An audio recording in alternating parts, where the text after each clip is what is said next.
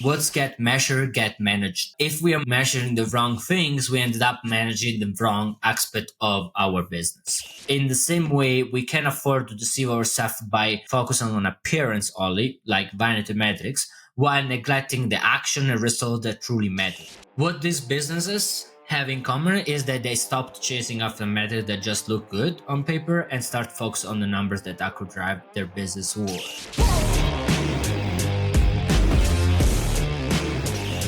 Welcome back to another episode of I Like Marketing with Giuseppe Quarata. Today we are diving into a critical topic for business owners and marketers alike. One that, if misunderstood, can lead you down to the wrong path when it comes to decision making.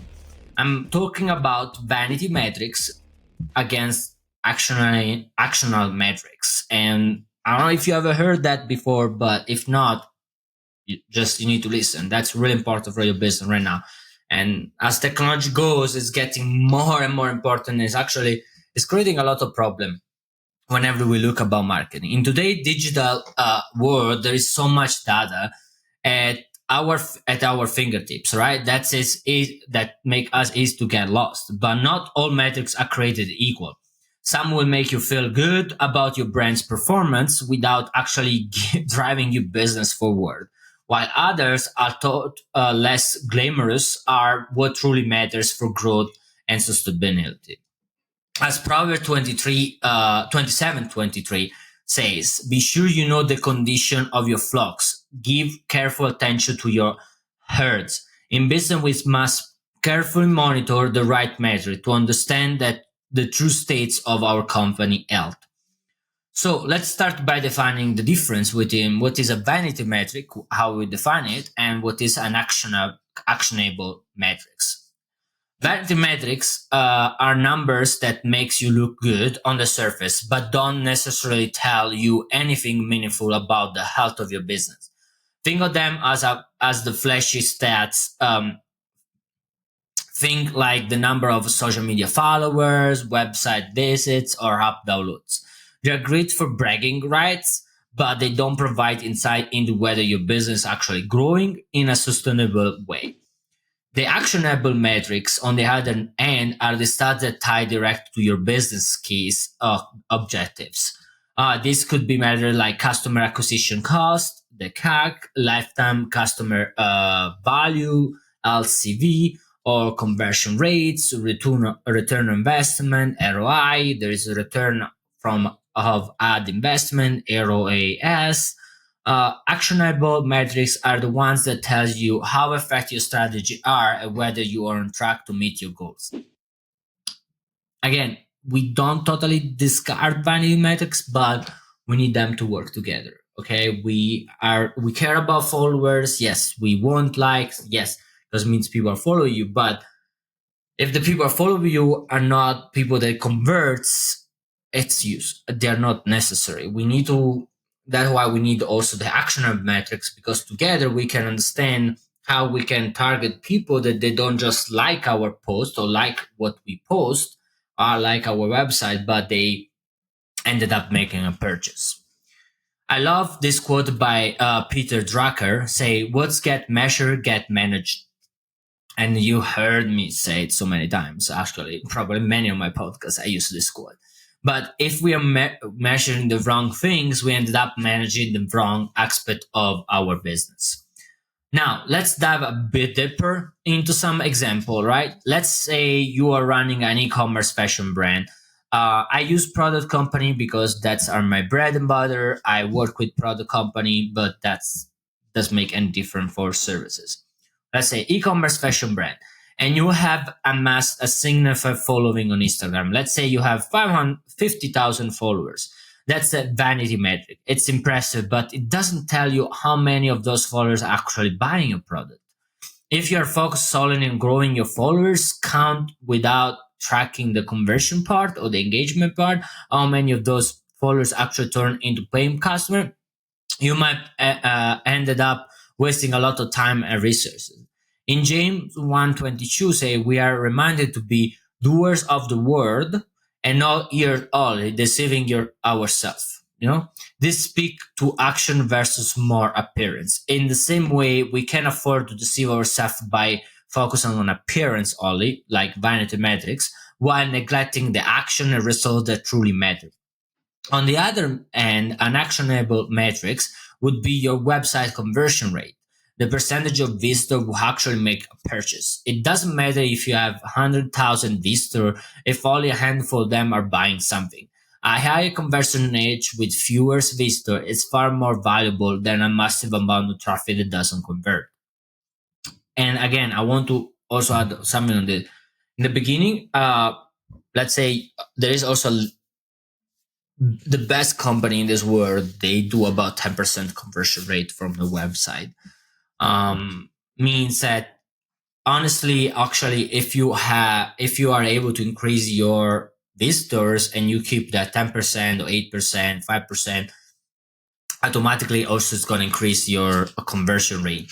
This is more spoke to people that they just look at one specific metrics. Okay, I'm not speaking to, like, if you have everything connected, like, okay, I have this people, this is my average conversion rate, and then you're like, okay, I want to increase how much money I make, I need to have increased visibility. That's totally right. It's not wrong. That's the right things to do, since like the conversion rate on the website is hard to go really higher than the 5 to 10%.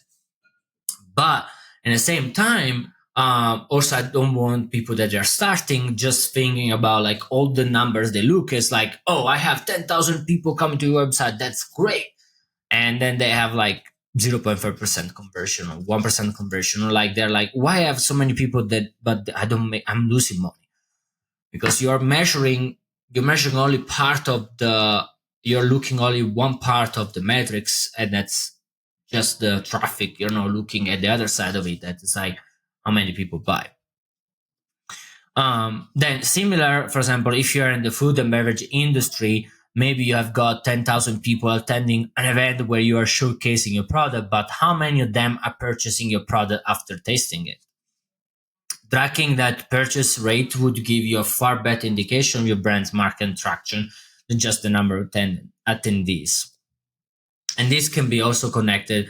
When you track that, you also can think about like, maybe it's my unique value proposition strong, and if you haven't seen my video, just go check it out about that. Or maybe I'm not making it clear enough of them, easy enough to buy, or maybe my price is too high, and the people I'm showing case my product, they cannot afford.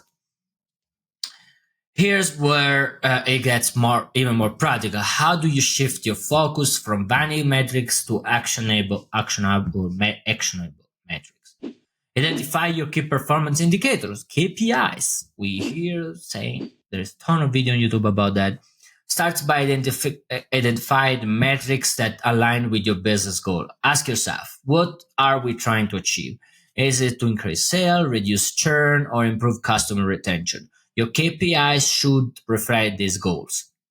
For example, if you run a fashion e-commerce store, your actionable metrics could include conversion rate, how many website visitors turn into paying customers, average order value, how much are customers spending per transaction, and customer lifetime value, how much is each customer worth over the lifetime. These metrics will tell you how effective your marketing campaigns, product page, and overall business strategy are. The next point is measure your engagement, not just reach. Engagement is far more valuable than reach or follow count. On social media, look at like, share, comments, and most important, clicks and conversion.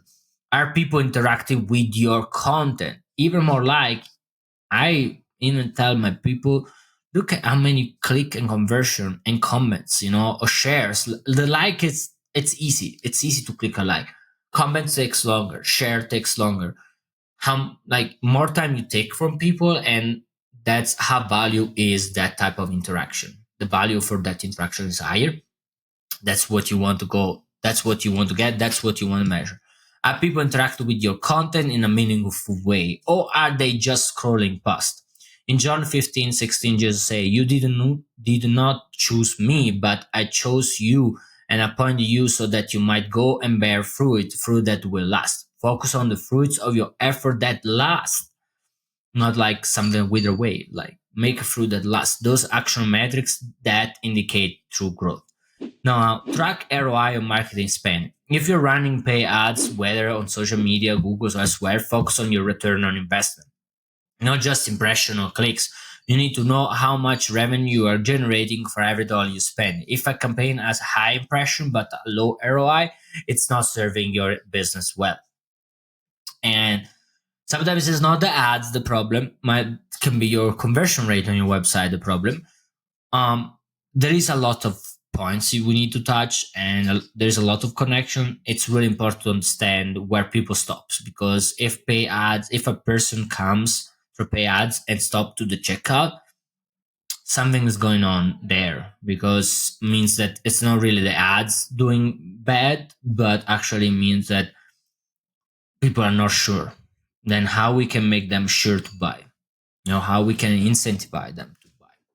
Sometimes can be offer like a down sale, upsell at the checkout, or like making clear what they're buying. Maybe they're confused, they're not sure what they're buying. Make it clear.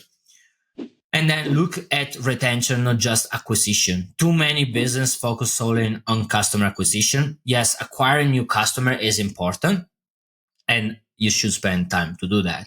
But retaining them is even more valuable, mostly because actually it's like, I think it was like 75, 78% cheaper for you to actually keep up customers than trying to acquire a new one. Then if you have to save money, like it takes you less money to make sure that you can keep a customer than actually to acquire a new one. Metrics like customer retention rate and churn rate are the key to understand how loyal your customer are and whether your product or service is fulfilling their needs. In my time, I had with my experience during this year, I had the privilege to work with business across different industry, help them shift their focus from vanity metric to actionable metrics, or a mix of both, actually, even more. And the results have been transformational for them. For example, in one of my clients, the food and beverage industry, we saw significant growth when we honed in actionable metrics. Initially, they were tracking social media likes and event participation, but what really changed the games was focus on conversion rate and customer retention. By setting up clear KPIs around repeat customer and customer acquisition, we were able to streamline the marketing efforts and grow their loyal customer base over 2 years of partnership. Another client in e-commerce fashion came to me with a massive followers count but stagnant sales. By shifting the focus from increasing followers to optimize the website user experience, like I was saying before, look at conversion and tracking abandoned cart rates, we doubled the conversion rate in just 6 months.